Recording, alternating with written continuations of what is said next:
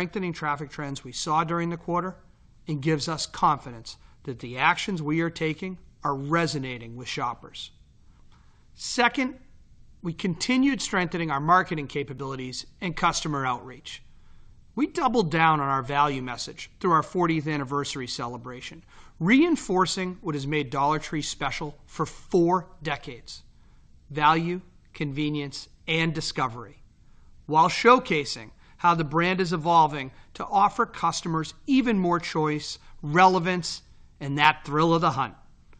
We are bringing the Dollar Tree value proposition to life in new ways and giving customers more reasons to visit our stores more often. Third, we remain focused on operational execution. We continued reinforcing our gold standards and partnering with our field teams to deliver a more consistent customer experience across the fleet. Over the past year, we've made measurable progress in elevating the shopping experience across our stores.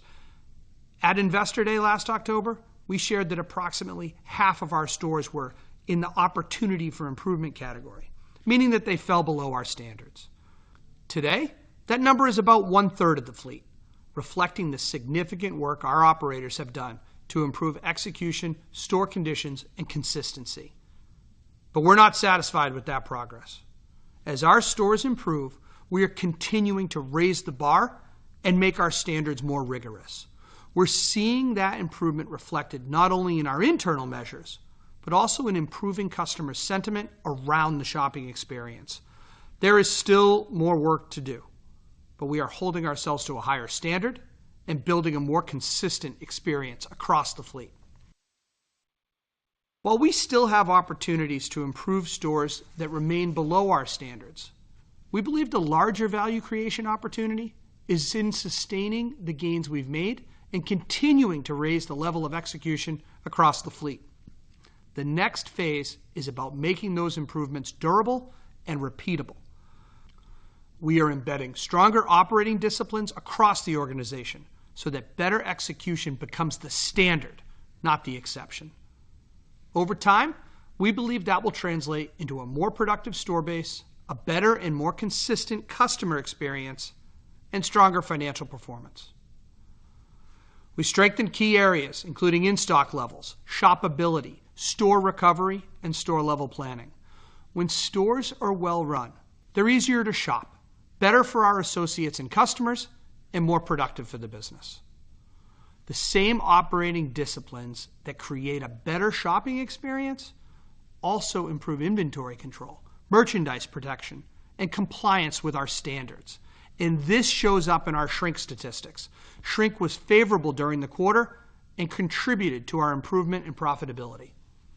Finally, we continued to improve the shopping experience through targeted store refreshes and renovations designed to make our stores cleaner, brighter, and easier to shop. These updates help ensure the shopping environment better reflects the strength of the Dollar Tree brand. While it is still early and we are continuing to evaluate the results and refine our approach, we see an attractive opportunity to strengthen the existing fleet and improve the customer experience over time. Let's turn now to the macro. The consumer environment remains dynamic. Customers continue managing household budgets carefully, shopping with purpose, and prioritizing value and affordability. Our data shows we grew sales across all income cohorts. Households we serve were up nicely year over year, with gains skewing to the middle and higher income households. Comp strength was broad-based across the assortment, with personal care and toys notable outperformers. Discretionary performed well, and consumables delivered exceptional comp growth. A couple of points are worth highlighting. First, the inflationary backdrop continues to pressure all household budgets, particularly for lower income consumers. As our customers look for ways to stretch their dollars, they are increasingly turning to Dollar Tree for everyday essentials at compelling opening price points and pack sizes that help them manage their budgets. At the same time, our value and convenience and the breadth of our assortment is resonating across all income cohorts.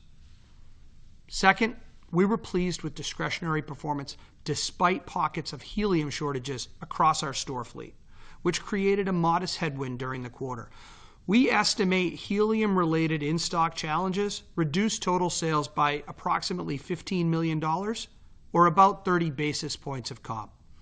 We continue to work closely with our vendors to understand the expected recovery of supply. Against that backdrop, the performance of discretionary reinforces our confidence in the broader strength we are seeing across the assortment.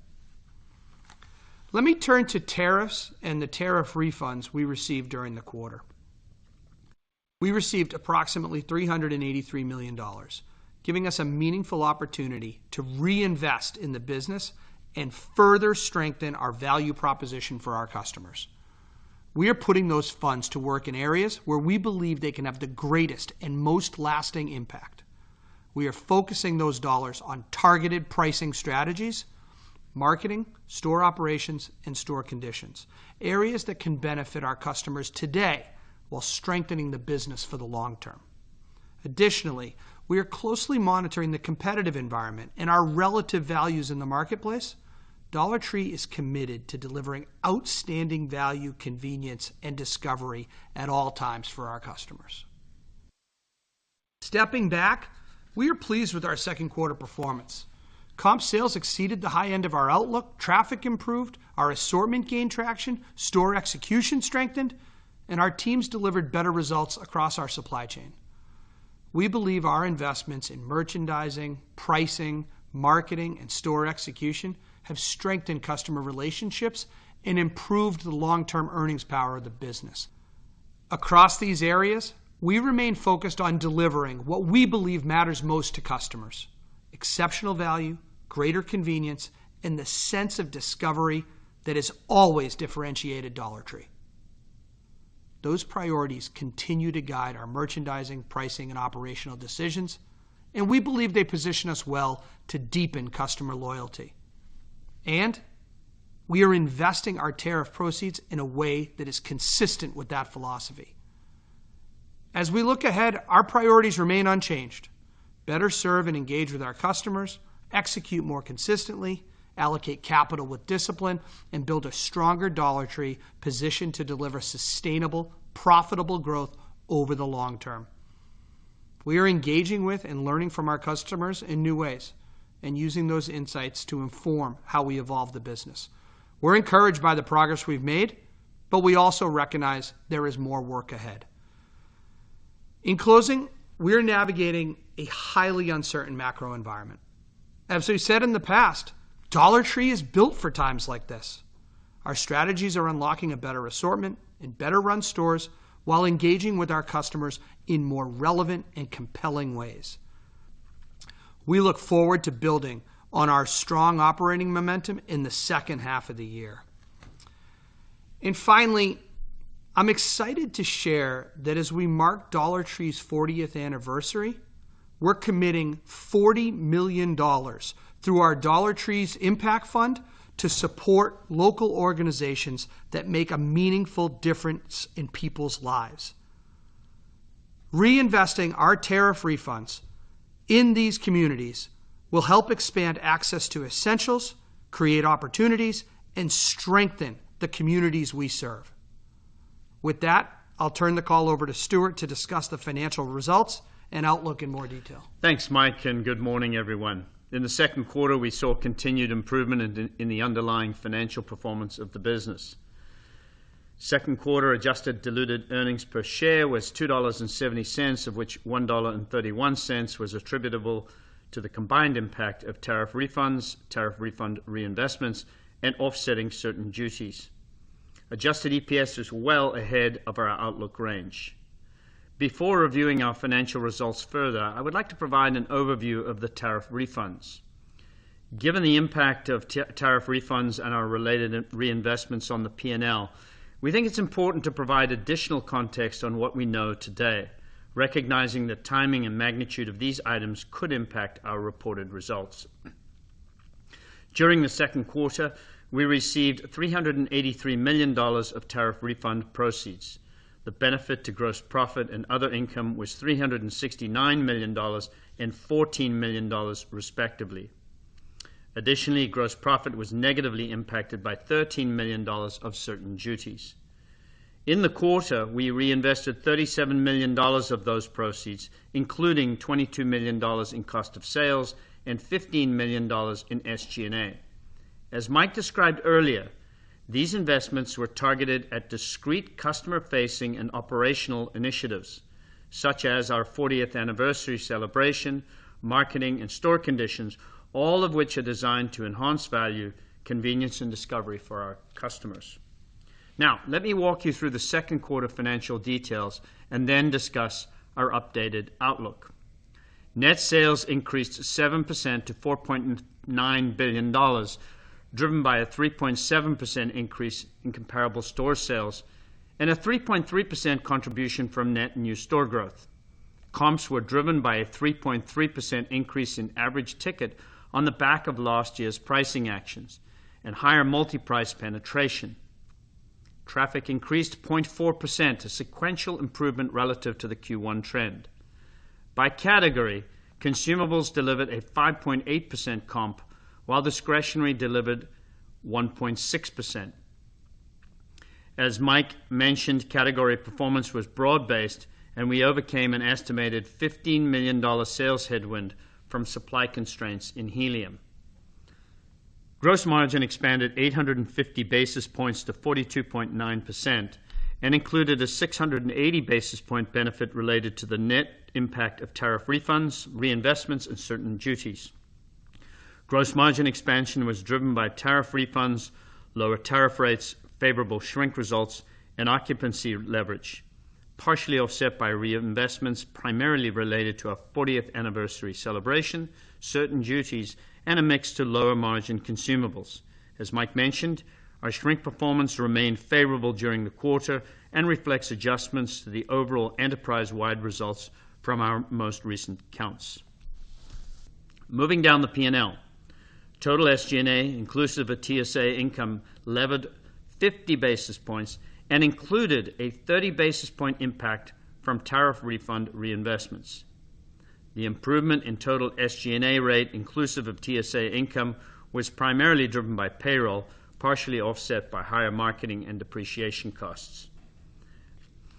Adjusted operating margin expanded 890 basis points to 14.1% and included a 650 basis point net benefit related to tariff refunds, reinvestments, and certain duties.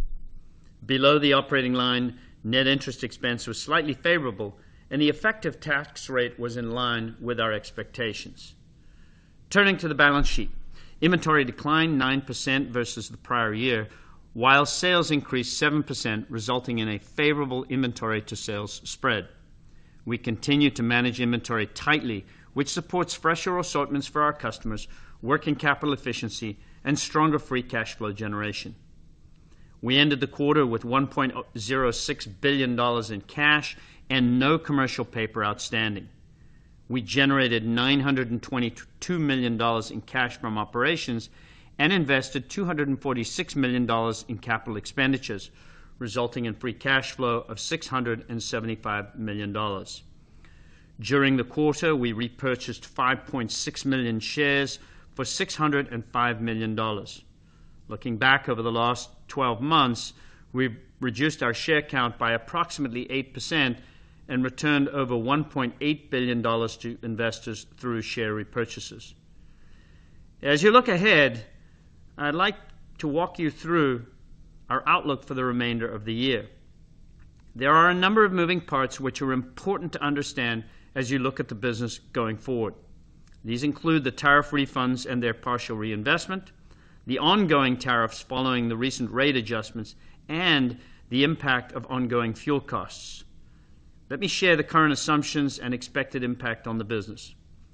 As we shared early in the call, the full year will include $383 million of tariff refunds received in Q2. We're not assuming additional refunds. Offsetting these refunds, we currently anticipate reinvestment of approximately $210 million. As it relates to tariff rates, on our Q1 call, I shared that we expected the tariff rates to return to their previous levels. The newly established rates have moved higher, but are now lower than what we had assumed. With respect to fuel, the outlook for fuel rates is elevated relative to when we last spoke in May, and therefore an incremental headwind. Turning to our updated outlook for the year, we expect net sales in the range of $20.5 billion to $20.7 billion, reflecting comparable sales growth of 3 to 4%. We expect adjusted corporate SG&A of $515 million to $535 million, including our $40 million charitable contribution. We now expect TSA income of $65 million, or $5 million lower than we previously assumed. This is primarily the result of the timing of various TSAs rolling off. With respect to net interest expense, we now expect $70 million, or $15 million lower than we previously assumed. This reflects a higher average cash balance and higher interest income. Given the second quarter performance, updated tariff regime and net tariff refund benefit, updated TSA income, and net interest expense assumption, we now expect adjusted diluted earnings per share in the range of $7.70 to $8.05, including an approximately 60-cent benefit related to the net impact of tariff refunds. Please note this outlook incorporates an outstanding share count of 191 million shares, which reflects share repurchases through today's date. Turning to the third quarter, we expect net sales in the range of $5 billion to $5.1 billion, reflecting comparable store sales growth of 3 to 4%. Adjusted diluted earnings per share are expected to be in the range of 80 cents to 95 cents, including a negative impact of approximately 50 cents related to tariff refund reinvestments.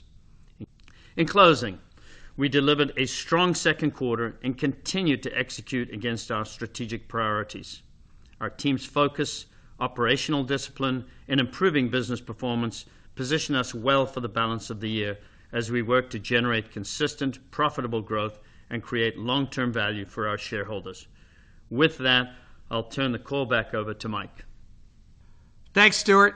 As we step back from the quarter, what gives us confidence is not any single metric or one-time event. It's that we're seeing progress across every area of the business. Customer engagement is improving. Merchandising is becoming more agile. Operational execution continues to strengthen, and the investments we've made over the past year are beginning to reinforce one another. While we recognize that there's still work ahead, we believe Dollar Tree is becoming a stronger, more competitive retailer with a greater ability to deliver sustainable, profitable growth over the long term. With that, we're happy to take your questions. Thank you. We'll now be conducting a question and answer session. If you'd like to be placed into question queue, please press star 1 on your telephone keypad. A confirmation tone will indicate your line is in the question queue.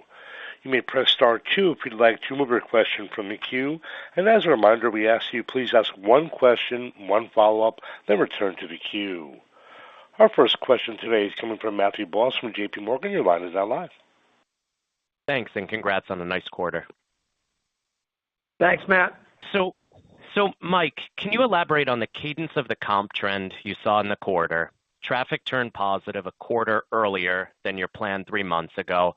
So can you talk to drivers of that outperformance and impact from the 40th anniversary $1 price points? And lastly, can you share where your comp stands quarter to date today? Sure, Matt. Thanks. First of all, let me start by saying the team did a fantastic job in Q2. If we rewind the clock to the beginning of the year, we had the right strategy given the setup, and we were confident traffic would turn positive, much quicker than it did with Break the Dollar. What we saw in Q2 is proof point that a better assortment in better run stores, while talking to our customers in ways we never have before, really drives the business. And traffic was the headline in Q2. The comp strengthened as the quarter progressed, and traffic improved sequentially and ultimately turned positive. The most encouraging aspect of the performance was that it wasn't driven by any one category or one event. And we saw broad-based improvement across the business, and that gives us a ton of confidence in the strength of the underlying trend and the underlying business. Yeah, as I mentioned in my script, not only did we see traffic trends get stronger by month, the 2-year traffic trend also strengthened. So relative to our previous expectations of positive traffic in the back half, we're running about a quarter early. And when I step back, I really like what I see. I like that the strategies we've laid out are working. On the 40th anniversary dollar price points, I think it's important to know that these are really small in scale. For those of you, and I know you do, shop our stores, it's a handful of rotating SKUs and end caps. And when we look at the data, we definitely think the 40th brought some excitement, some newness. There's a halo that goes with that, but wasn't really a key driver of the comp. On quarter-to-date trends, I don't typically comment on that, but what I would say is that as we put our outlook together, we incorporate everything we know today, and I'm really encouraged by the momentum we continue to see in the business. The team will stay focused on execution and delivering value, making sure we're convenient with great checkout, and that thrill of the hunt discovery that Dollar Tree is known for. Great. And then, Stuart, a lot of moving parts on margins this quarter. Excluding the net tariff impact, can you walk through what drove the underlying earnings beat relative to your outlook that you shared back in May? Thanks, Matt. Yeah, look, lots of moving parts. There's a great deal of complexity. We're going to try to make that simple. Look, the short answer to the question here is that ignoring the net tariffs, the benefit of those tariffs, we sold more than we expected, and we did that at better margins. So that's the good news. On sales, the 3.7 comp was above the high end of the Q2 outlook, and that drove additional gross margin dollars, a positive. But the more meaningful driver of our performance was in our margin delivery. And relative to, if you look back at our Q2 outlook, we had 3 main areas of gross margin favorability: shrink, freight, and fixed costs. On shrink, as we highlighted in the prepared remarks, we continue to run better stores, and that's showing up in favorable inventory counts. Shrink was much better than last year, and even better than we expected. Shrink also, by the way, benefited from a cumulative adjustment to the reserve, which provided a benefit in the quarter. And just to help with that, the split here is about 2/3 from the inventory results and about 1/3 from the reserve adjustment. Freight was modestly better than we assumed, and that was mainly because we had better than expected fuel rates. But the higher sales comp actually allowed us to drive leverage on our fixed costs, which included occupancy and distribution costs. And then on SG&A, since we generated a higher comp, we also generated higher fixed cost leverage on that SG&A. So we had better sales, we had better gross margin, and we had better operating margin. And I want to point out also that the share count did not have any meaningful impact on the results that I've just spoken to. It's great color. Best of luck. Thank you. Next question is coming from Seth Sigman from Barclays. Your line is now live. Great. Good morning, everyone. Nice quarter. It looks like the new high end of your EPS outlook, the 805, or I guess it's 745 x the net tariff refunds, it mostly just flows through the Q2 beat and the lower share count. I just want to make sure that's right. And then related to that, your prior outlook embedded a higher tariff rate versus the current 12.5 that you mentioned. Where is that upside from lower tariff rates? How is that flowing through? Thanks. Yeah, good morning, Stuart here. A good question. So first of all, you're correct. We did pass through the beat and the benefits of the lower share count in our outlook, despite the current market volatility and inflation. And if you strip out the net tariff impact of the tariffs, which was $1.31 in the quarter, you get to $1.39 for underlying EPS in the second quarter. And that, of course, is well ahead of the $1 to $1.15 outlook. And the way I calculate it is if you take the 24-cent beat at the high point, and I'm using the high point because we shrunk the range, and add about 11 cents of benefit to that 24 cents from the lower share count for the year, and then add another 4 cents for the net benefit of lower TSA with the positive impact from lower interest expense, and you get to about a 39-cent benefit coming out of Q2. And since last quarter, the high point of our outlook was $7.10, you take that 39 cents, add it to the $7.10, and then you take the net full-year benefit of 60 cents for tariffs, and you get right up against the high point of the EPS outlook. So I know there's a lot in that, but that's how you do the math. More importantly, let me address just the tariffs. I'll remind you that for the back part of the year, we had assumed a 20% tariff rate when we reported back in May. That is what the administration was telling us. And as you know, the tariff rates now are lower, somewhere around 12.5%. So we get some benefit from that lower tariff rate in the back half of the year. But there are two offsetting factors in cost of sales which absorb that benefit. First, we are anticipating that the sales growth in the back half skews a little bit higher in consumables. And while that is really a great positive outcome from a traffic and customer relevance standpoint, that higher consumables will drive a slightly lower margin mix. And so the mix, some of that mix dynamic is absorbing tariff benefits. More powerfully, we've really been focused in the back half on protecting value for the customer. And so while tariff rates have come down, we're also navigating some higher inflation and on portions of our assortment, and we're seeing some pressure in supply chain, of course, because of fuel. So rather than passing those costs on to the customer, we've taken advantage of the fact that we're getting that lower tariff rate in, and that tariff rate is absorbing inflation and helping us to maintain value across key categories. We think that's helping our traffic, and of course, we think that's also driving market share gains. So looking at this, I think we've got the right balance between driving the near-term results and strengthening the business. The good news, this is really good news, is that our outlook has not included the tariff refunds to offset any of the current inflation. We're taking those higher costs in our run rate, and we're offsetting that higher volatility. So again, I know there's a lot there in the financials this quarter, but hopefully that lays that out to you. Okay, yeah, that's very helpful. I did want to follow up on the tariff refunds, and perhaps you can give us a little bit more color on how you're deploying those funds and what type of return are you assuming in this guidance for the spending of that, and if there's any context on how that's already started to play out as you start to deploy that. Thanks so much. Yeah, sure, Seth. I'll start, and then Stuart, if you want to jump in on the returns. As we talked about in the script, we're thinking about tariff refunds as a way to really enhance our strategy. What it gives us is the opportunity to take the initiatives we've laid out and accelerate them. We also use a small portion of the refunds tactically to fund our 40th anniversary dollar price point strategy, which, as I mentioned, created a ton of buzz and excitement for our customers, really supports that thrill of the hunt.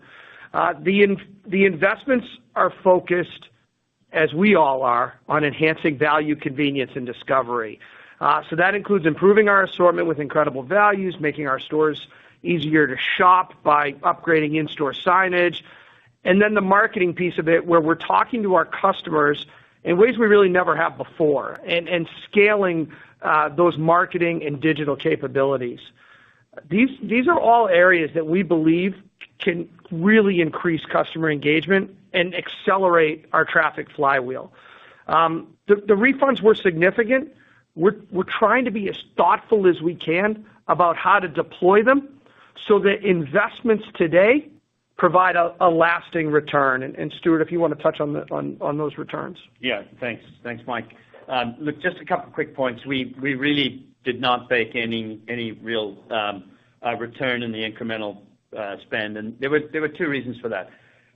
First, we're in an environment where many retailers are reinvesting back in price, and we want to remain competitive, and so all boats may end up in the same space. Second, a number of the investments we're actually making are in areas, particularly in SG&A, where we're talking about store standards or where we're talking about messaging. These are places that are going to help to build momentum in the business, and you wouldn't ordinarily expect to see a sudden rush of benefit in. But the way we've looked at those is to try to make sure that these are costs that are going to have lasting benefit, but that are not lasting in terms of expense. So, as Mike said, we're using this as an opportunity to accelerate and enhance the investments we are making in our business to drive initiatives across our stores. There could be some upside in this, but I think for the moment, it's a better approach to saying that we're going to be cautious in the way that we estimate our outcomes. Okay, thanks, guys. Good luck in the back half. Thanks. Thank you. Thank you. Next question is coming from Rupesh Parikh from Oppenheimer. Your line is now live. Good morning, and thanks for taking my questions, and also congrats on a nice quarter. So on store standards, you mentioned that about one-third of stores are not meeting your internal benchmarks, down from about half last October. How should we think about the opportunity from here to not only maintain those standards, but improve them? Yeah, Rupesh, thank you. At Investor Day last year, this was a critical point that we made. We were really clear that when you improve store standards, you improve the entire foundation of the company, and it's the transformation that unlocks the full potential of this business. We knew we had meaningful opportunity across the fleet, and we laid out a very disciplined approach to address it. We've got a chart in the investor slide deck that shows what this team has accomplished so far, and so I want to make a few points on this. First, the progress we've made is encouraging, but we certainly don't view getting from roughly half the chain to about a third of the stores from the opportunity bucket up as crossing the finish line. We view this as evidence that what we're doing is working and gaining traction. So if you would think about this early on, a lot of your efforts are just focused on addressing the most visible opportunities. And we've made meaningful progress there. But there is still a significant opportunity to elevate the standards across the entire fleet. Even many of our better performing stores have room to improve, whether that's merch execution or in-stock levels, recovery, just the overall shopping experience. And those incremental improvements, when you're talking about 9,500 stores, really matters. It's not just about going from an opportunity store to a good store. We want to go from good to great and great to gold. We want to raise the bar on the entire fleet. And when you do that, that's the difference maker for Dollar Tree. And just the other point I'd make is I think a lot of retailers can make progress, they can get focused and make short-term progress. The key to all this, and the way we've built it, is that we're going to sustain these elevated standards. That's the harder challenge. When you look at gold and our gold standards, we know where we want to get our stores, we know where we want to keep our stores, and our culture of accountability around execution is what gives us confidence that we'll get there. Ultimately, you run better stores, you give a better customer experience, that drives traffic, sales, and productivity over time.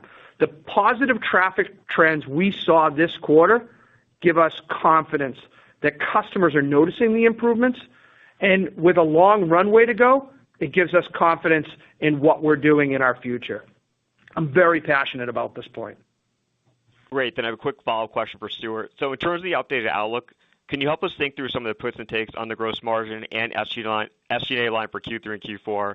And it would be helpful if you can provide any color, mix impact, freight, fuel, tariffs, and shrink as well. Thank you.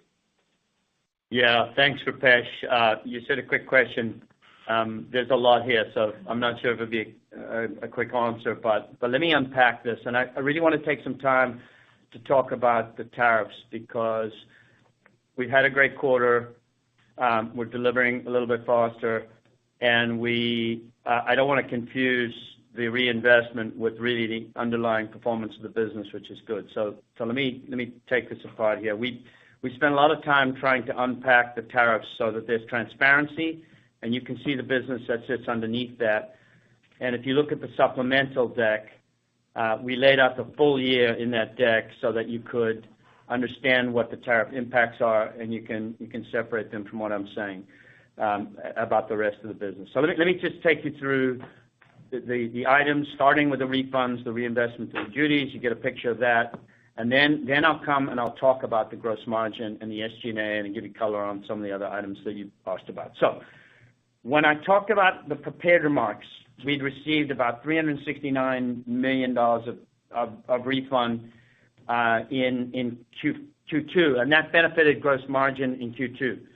And for the full year, we currently expect to reinvest approximately $210 million. So you get a big benefit in Q2, and you get the expenses coming in the back part of the year. So $210 million that we're going to reinvest for the full year. That's $80 million impacting gross margin and $130 million impacting SG&A. But of the $210 million, you'll recall, or maybe as I went past that in the prepared remarks, we reinvested $37 million in Q2.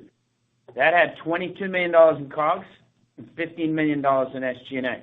So think about that. The back half then, I'll just give you the numbers. The back half will have a gross margin impact of $58 million in COGS, in gross margin, and $115 million in SG&A. And keep in mind that the last number, the SG&A number, includes the $40 million of charity donation that Mike talked about. So when you combine all these items on an EPS basis, the net benefit's about 60 cents for the year. And that includes, by the way, 14 million or so that I spoke to positive income in the $383 million refund. But so 60 cents for the full year.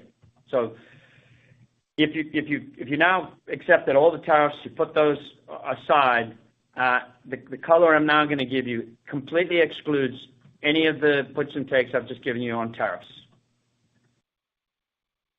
We said we expected gross margin to be up for the year, and that means up modestly for the year. And that means that there's going to be some pressure in the back half, and specifically, we expect the gross margin to be flattish in Q3, which benefits from cycling last year's inventory write-off, and we expect Q4 that gross margin will be down. Now, what drives that? In both quarters, we have higher freight costs driven by higher fuel prices, and we had last year, recall, in the back half of the year, very low freight prices, so we're cycling some of that, and we have that broad-based inflation that's coming through our merch costs. I think a lot of that is tied probably to fuel, but we're seeing broad-based inflation. There's a lesser impact on the mix shift to consumables. It's mostly driven by the other two. And so while you get a little bit of benefit from the current lower tariffs, they're helping, but they don't offset the negative impacts of freight and inflation. And when I'm talking about tariffs, I'm not talking about the refunds now. I'm talking about the ongoing tariff rates. So there's a lot here. Forgive me. I want to be really clear on the merch costs, because if we're talking about these higher freight costs, we're talking about these higher fuel prices, to the extent that those are sticky, and of course the market is volatile, to the extent those are sticky, we'll deploy the 5 levers. We've done that repeatedly over the last a couple of years. You can see that we know how to manage to the margin. On shrink, of course, we're not expecting the same magnitude in the back half of the year because most of the inventories have been taken. So I think that's a picture on gross margin. Let me go to your last point, which is SG&A. And I'm talking about SG&A inclusive of the TSA income. We said in the past we're cycling the red stickering initiatives from last year, and that's about $33 million a quarter. We see several offsets to this benefit, which includes lower TSA income as we wind down the TSA. We've got some higher utility costs, and we've got some higher marketing costs where we've chosen to invest. But the good news on SG&A is we are controlling the controllables in SG&A, and we continue to see opportunity.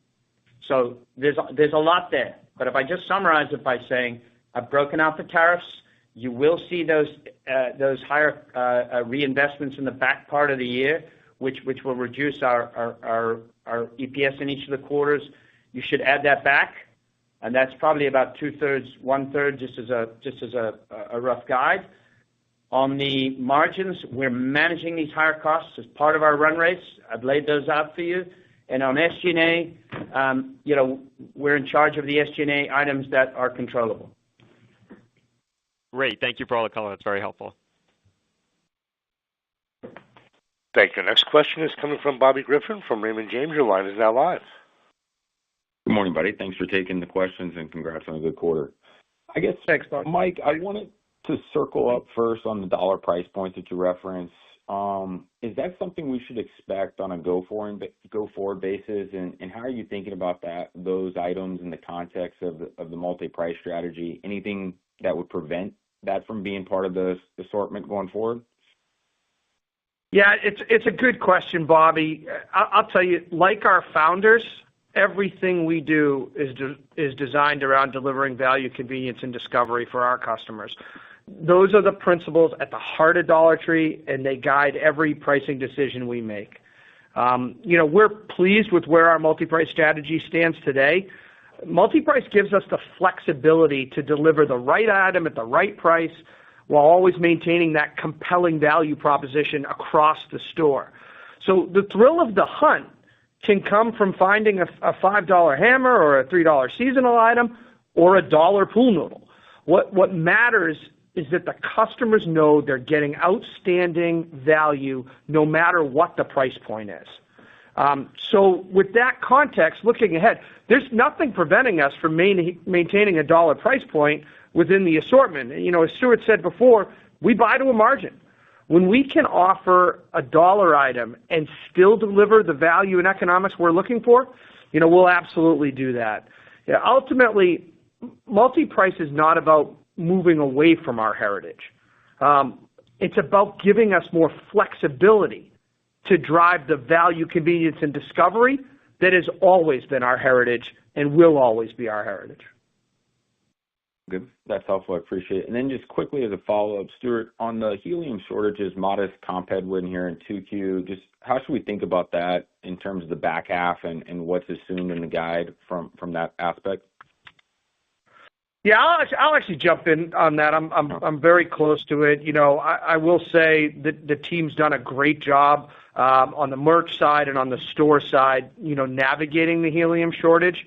As we mentioned in our prepared remarks, helium, availability reduced sales by about $15 million or 30 basis points a comp during Q2. The impact was concentrated in our party business. Balloons are an important traffic driver for that business. And when customers come in for balloons, they often purchase other items, for celebration and events. So the impact definitely extends beyond the balloon sale itself. But what I think is really important is we don't have a demand issue here. The challenge has been the availability of helium across the industry and these pockets where we've seen some challenges, and that's limited our ability to fully meet the demand. So we're working, and we've worked closely with our suppliers. We've taken steps to manage through the disruption. Supply remains constrained throughout the quarter. And as we look to the back half of the year, it's still uncertain. And so because of that, we're not assuming a recovery in the near term in our numbers. But we work this constantly. And I think it's important to note that when you take that impact and you step back, we're encouraged by the underlying performance of the business. You look at discretionary, despite this helium headwind, broad-based strength across a number of departments, and really a strong discretionary on top of a very strong discretionary last year. Thank you. I appreciate the details on both aspects. Best of luck here in the back half. Thanks, Bobby. Thank you. Next question today is coming from Michael Lasser from UBS. Your line is now live. Good morning. Thank you so much for taking my question. Obviously, there's a lot of moving pieces with all that's going on within the margins especially. So my question is a two-parter. One is you are pointing out that the gross margin should be down year over year in the fourth quarter. Most likely the investment community is going to extrapolate that into next year as some of these persistent costs linger around, you have made the case that you can use your five levers to offset that. Now, is there anything different about this environment that we should at least not anticipate the gross margin will be down for a period of time, because you do have a lot of competitors who are investing in price, and that could constrain your ability to pass along further price increases? Yeah, I mean, Michael, let me pick that up. First of all, I've seen a lot of earnings releases where people are talking about using tariff refunds to offset, back half inflation. And I want to point out that's not what we've done here. I mean, all the inflation that we've discussed is sort of directly in the run rate. And we wanted to do that because we want you to see what the underlying business looks like.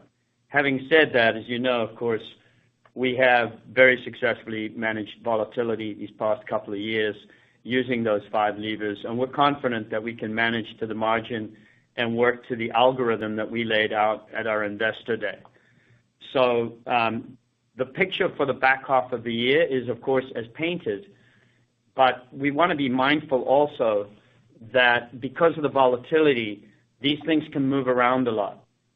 And so just imagine that we see changes in tariff, or more importantly, we see a cessation of hostilities in the Middle East, and we see a dramatic reduction in fuel costs.